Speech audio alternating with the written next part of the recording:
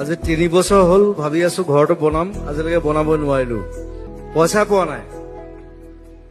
এতিয়া আপোনালোকে পইচা দিলে মই ঘৰ বনাম, আৰু ইয়াত ঘৰ বনাম, ইয়াত থাকিম, আৰু নমৰালৈকে ইয়াতে থাকিম আপোনালোকৰ লগত। গান গাম আৰু গছ ৰুম।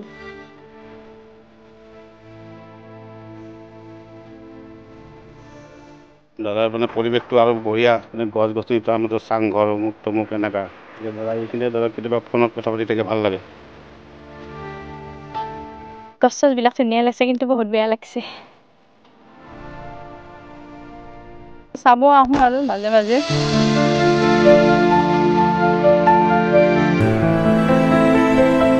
ইয়াতে এজোপাও গছ নাকাটে, কি সুন্দৰকে মানে তেওঁ এই ঘৰটো বনাইছে। হীৰা বুলি জনা নাছিলোঁ, মৃত্যুৰ পিছতহে গম পালোঁ যে এটুকুৰা হীৰা। তেখেত বিশেষ, ভালপোৱা অশেষ। শিৰত মুকুট নাছিল, কিন্তু সম্ৰাট আছিল। তেখেত ৰজা আছিল, ৰজাৰ নিচিনাই বনাইছে মহলটো।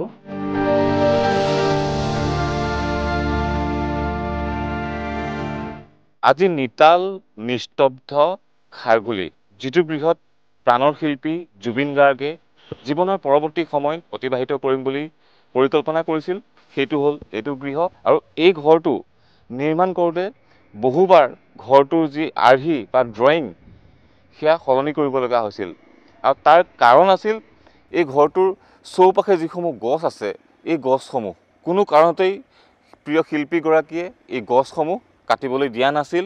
আৰু দেখিবলৈ পাইছে কি সুন্দৰকৈ আচলতে খুব নৈসৰ্গিক পৰিৱেশৰ মাজত তেখেতে জীয়াই থাকিবলৈ আশা কৰিছিল। প্ৰাণৰ শিল্পীগৰাকীৰ সপোনৰ ঘৰটো চাবলৈ আহি আছে ৰাজ্যৰ ভিন্ন প্ৰান্তৰ পৰা ভিন্নজন। মই মঙলদৈৰ পৰা আহিছোঁ, যোন ইয়ালৈকে আহিব বিচাৰে তেওঁলোক যদি ইয়াতে আহে অকণমান হ'লেও শান্তি পাব। ৰাজপ্ৰসাদৰ নিচিনা বনালে, যিপিনে সোমাই এইপিনে চবখিনিয়ে বস্তু দেখা পায়, চাৰিওপিনে আপোনাৰ সেউজীয়া পৰিৱেশ।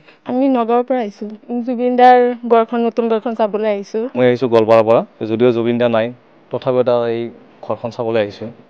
ব্ৰহ্মপুত্ৰৰ প্ৰতি তেখেতৰ ভালপোৱা আছিল অজস্ৰ, সেয়েহে খাৰঘুলিৰ যিটো গৃহ নিৰ্মাণ কৰিছিল, যিটো সপোনৰ গৃহ নিৰ্মাণ কৰিছিল, সেই গৃহটোৰ পৰা এনেদৰে ব্ৰহ্মপুত্ৰৰ নৈসৰ্গিক পৰিৱেশ উপভোগ কৰি তেখেতে সপোন ৰচিছিল ভৱিষ্যতৰ দিনত অনাগত সময়ত এই গৃহটোত তেওঁ থাকিব, আৰু এই নৈসৰ্গিক পৰিৱেশৰ সৈতে আচলতে জুবিন গাৰ্গে নিজৰ জীৱন অতিবাহিত কৰাৰ সিদ্ধান্ত গ্ৰহণ কৰিছিল।